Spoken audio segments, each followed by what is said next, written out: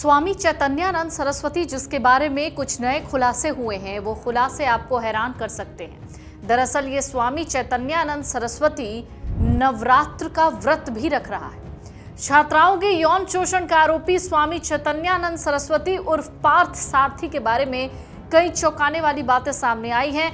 बाबा को अपने किए पर कोई पछतावा ही नहीं है। पूछताछ के दौरान लगातार झूठ बोल रहा है। चैतन्यानंद सरस्वती की 2 महिला सहयोगियों को हिरासत में लेकर बाबा से उसका आमना सामना भी करवाया गया।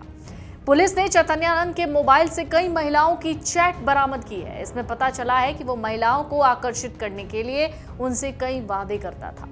चैतन्यानंद के फोन में कई एयर होस्टेस की फोटोज भी मिली हैं। उसने कई महिलाओं की सोशल मीडिया प्रोफाइल फोटो को सेव करके रखा था। पुलिस ने चैतन्यानंद की 2 महिला सहयोगियों को हिरासत में लिया है। इससे पूछताछ हो रही है। मीडिया रिपोर्ट्स की माने तो वो पुलिस से बचने के लिए बिना सीसीटीवी कैमरे वाले सस्ते होटल्स में रुकता था। वो उत्तर प्रदेश के धार्मिक शहरों वृंदावन, मथुरा में भी छिपा रहा। चैतन्यानंद के करीबी उसके लिए होटल चुनते थे। 27 सितंबर जब वो आगरा के एक होटल में ठहरा था। 28 सितंबर की सुबह 3:30 बजे पुलिस ने उसे वहीं से धर लिया। दिल्ली के पटियाला हाउस कोर्ट में उसे 5 दिन के पुलिस रिमांड पर भेजा गया है।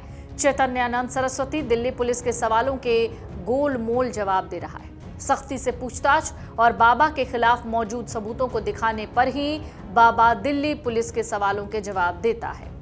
पूछताछ में चैतन्यानंद यानी बाबा चैतन्यानंद सरस्वती के फर्जीवाड़े का लगातार खुलासा हो रहा है। एक पुलिस अधिकारी का कहना है कि स्वामी चैतन्यानंद सरस्वती के फोन में एयर होस्टेस के साथ कई तस्वीरें और महिलाओं की डिस्प्ले पिक्चर यानी डीपी के स्क्रीनशॉट्स भी थे। दिल्ली पुलिस का कहना है कि स्वामी चैतन्यानंद सरस्वती उर्फ पार्थ सारथी की 2 महिला सहयोगियों को हिरासत में लिया गया।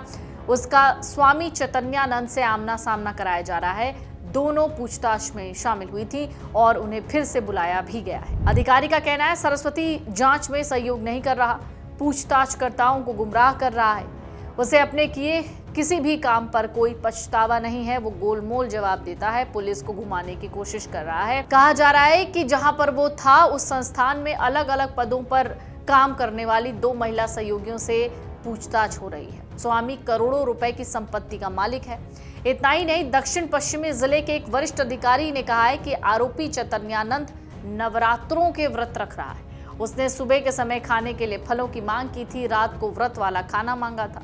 पुलिस ने आरोपी को फल भी दिए, जबकि शाम को भी उसे व्रत का खाना दिया गया। पुलिस के मुताबिक चैतन्यानंद छात्राओं को धमकाकर, अश्लील मैसेज भेजकर, विदेश यात्रा का लालच देकर अपने जाल में फंसाता था। उसने कई बार स्टूडेंट्स को देर रात कमरे में बुलाया और कम ग्रेड देने की धमकी दी।